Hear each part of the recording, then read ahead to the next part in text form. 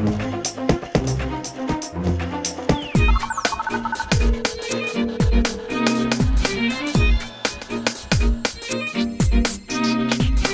développement économique de la métropole marseillaise, depuis 10 ans, connaît un accroissement de 6 000 emplois par an.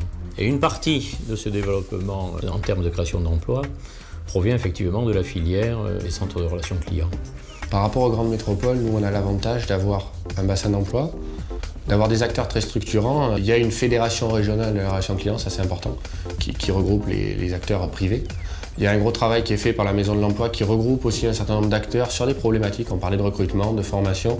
Il y a une vraie lisibilité, c'est-à-dire que les entreprises, elles perçoivent que pour nous, c'est une filière industrielle. Et il y a une particularité sur Marseille, je crois, qui est fondamentale, moi qui ai travaillé pour 27 villes en France, c'est qu'en réalité, les collaborateurs s'approprient très rapidement l'entreprise.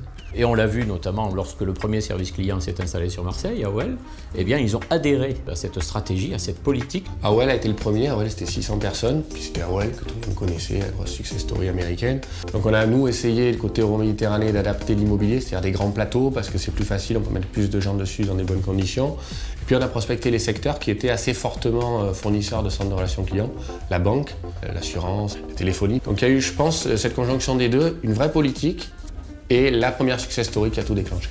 Le résultat de l'implantation de ces entreprises est éloquent, puisque effectivement ce sont les services clients qui sont sur Marseille qui ont la palme dans le plus faible taux d'absentéisme, le plus faible taux de turnover et surtout la productivité la meilleure.